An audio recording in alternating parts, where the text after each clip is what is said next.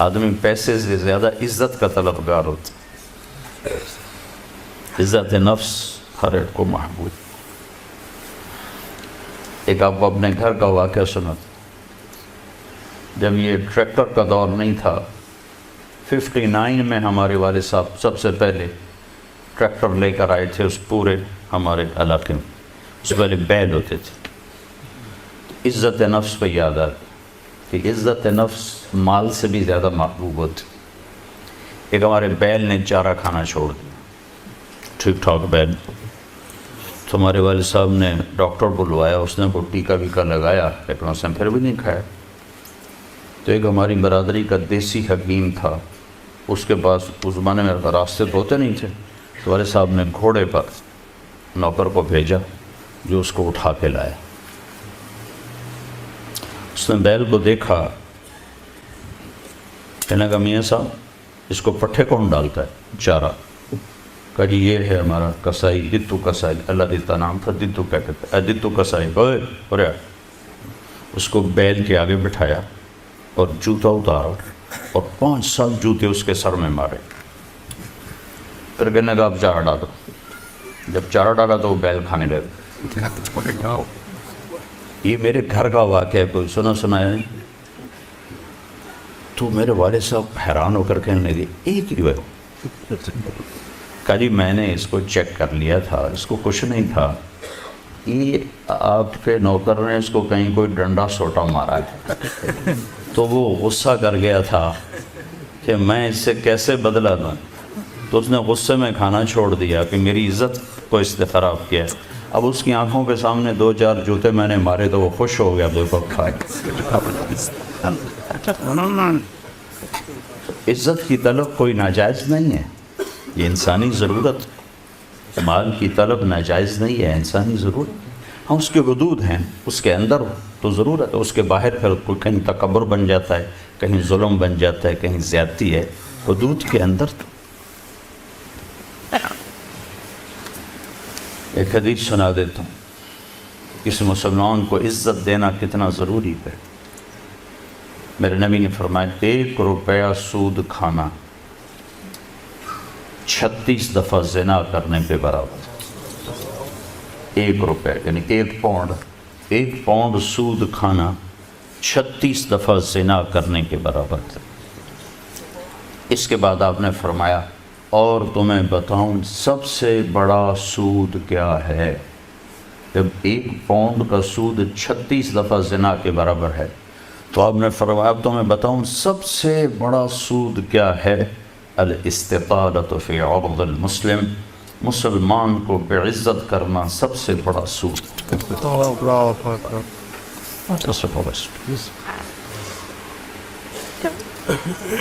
تو نوکر آپ کو پروٹوکول دیں گے، خوشی ہوگی، جنت سے بڑھ کے خوشی ہوگی۔ تو نوکر چلے جائیں گے، پھر اللہ کا اشارہ ہوگا، ٹک ٹک ٹک ٹک ٹک ٹک ٹک، دروازے کھلیں گے تو فرشتے آئیں گے، والملائکۃ یدخلون علیہم من کل باب، اب یہ کروڑوں کی تعداد میں آئیں گے، کہیں گے سلام علیکم سلام علیکم سلام علیکم۔ چاروں طرف سے جب سلام ٹھوکیں گے کہیں گے بھائی تم نورانی مخلوق ہمیں سلام کیوں کر رہے ہو؟ کہیں گے بما صبرت، وہ جو آپ نے لندن میں صبر کی زندگی گزاری، یہ اس کے بدلے میں ہمیں اللہ نے کہا جاؤ سلام کر۔ غفلت کے دیس میں آپ نے بیدار ہو کے زندگی گزاری، اندھیر نگری میں آپ نے اللہ کو سامنے رکھ کے زندگی گزاری، جب چاروں طرف شراب اور زنا عام تھا آپ نے اللہ سے ڈر کے زندگی گزاری۔ سلام سلام سلام، تو فرشتوں کے سلام ان کو ہوا میں اڑا دے گا۔ یہ میں پہلے دوبارہ کہہ رہا ہوں کہ عزت نفس، عزت کی طلب بہت بڑی طلب ہوتی ہے، مال سے بھی زیادہ، ڈگریوں سے بھی زیادہ۔ تو فرشتوں کا سلام انہیں ہوا میں اڑا، فرشتے ابھی وہ اس سلام کا مزہ لے رہے ہوں گے کہ فرشتوں نے سلام، اور آئیڈیل ہوم بتا رہا ہوں، آئیڈیل، تو ایک دم میرے رب کا عرش ایسے کھلے گا، ایک دم نور بھی نور چھا جائے گا۔ جب ایسے آنکھیں اٹھا کر دیکھیں گے واہ واہ واہ، اللہ سامنے ہوگا اور اللہ کہے گا سلام قول من رب الرحیم، اب تمہارا رب بھی تمہیں سلام پیش کرتا اور پروٹوکول کی آخری حد، تمہارا رب تمہیں سلام پیش کرتا ہے، سلامان قولا من رب الرحیم، رب رحیم، اے میرے بندو، اے میری بندیو جنہوں نے دنیا میں مجھ سے ڈر کے زندگی گزاری، میں تمہارا رب تمہیں سلام پیش کرتا ہوں اور تمہیں مرحبا کہتا ہوں، تمہیں ویلکم کرتا ہوں۔ پھر میرے نبی نے فرمایا اللہ ہر ایک کا نام لے کر حال پوچھے گا، ہر مرد عورت کا نام لے گا، نام لے کر گئے کیا حال ہے، ٹھیک ہے، کوئی تکلیف تو نہیں، کوئی حاجت تو نہیں، کوئی پریشانی تو نہیں۔ تو جب یہ اللہ کو دیکھیں گے کہیں گے یا اللہ ہم تو تیری عبادت ہی نہ کر سکتے، ہمیں تو پتہ ہی نہیں تھا تو ایسے حسن و جمال والا ہے، کیا یہ ہو سکتا ہے کہ ہم تو یہ ایک سجدہ کریں جیسے لندن میں کرتے تھے؟ یہ وہی کہہ سکیں گے جو نماز پڑھتے تھے، جو نہیں پڑھتے وہ کیسے کہہ سکیں گے؟ کیا یہ ہو سکتا ہے کہ ہم تمہیں ایک سجدہ کریں جیسے دنیا میں کرتے تھے؟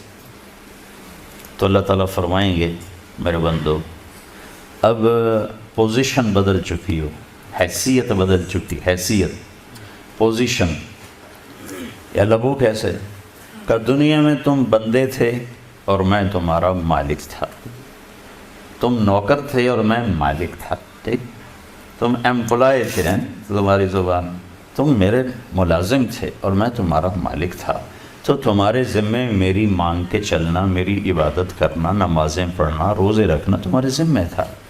اب جنت میں آ کے حیثیت بدل گئی ہے، اب تم مہمان ہو اور میں تمہارا میزبان ہوں۔ کیا ہوسٹ کہتے ہیں میزبان کو؟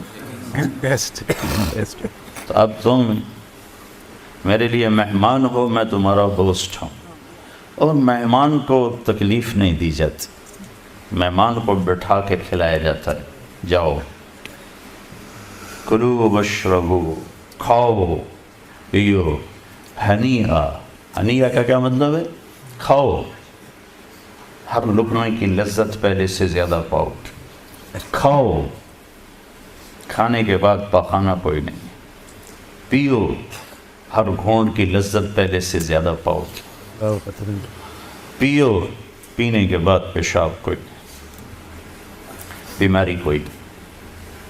پھر پینے پلانے کی بھی 3 محفلیں قرآن نے بتائیں، کہ یہاں شراب نہ پیو، آپ کے یہاں عام ہے، اس لیے ہر دفعہ میں بتاتا ہوں کہ اللہ کرے آگے والی سوچ دل دماغ پہ چھائی رہے کہ یہاں میرا رب ہر اس چیز سے روکتا ہے جو انسانی وقار کو ختم کرنے والی اور انسانیت پہ داغ، تو یہاں کہتا شراب نہ پیو۔ آگے کیا ہوگا کہ وہاں تمہیں 3 مجلسیں دیکھنے کو ملیں گی، 3، ایک کون سی ہے؟ ان الابرار یشربون من کاس کان مزاجها کافورا، وہاں دیکھو گے نیک بندے بندیاں خود اپنے ہاتھوں سے ڈال کے پی رہے ہوں گے۔ یہ جنت کا سب سے چھوٹا درجہ ہے، کیسے ڈالیں گے پئیں گے، ڈالیں گے پئیں گے۔ ایک درجہ اس سے اوپر ہے VIP، وہاں کیا ہے؟ وَيُسْقَوْنَ فِيهَا كَأْسًا كَانَ مِزَاجُهَا زَنْجَبِيلًا، وہاں ان کو خدام پلا رہے ہوں گے، سرونٹس، نوکر، فرشتے، نوکر ڈال کے پیش کریں اور سامنے حاضر کریں، یہ ریچ، یہ ریچ، یہ ریچ، یہ ریچ۔ ایک VVIPs ہوگا، سب سے اوپر کا درجہ، وہاں کیا ہوگا؟ وہاں ہوگا وَسَقَاهُمْ رَبُّهُمْ شَرَابًا طَهُورًا، اور وہاں اللہ خود پلا رہا، اللہ خود پلا رہا۔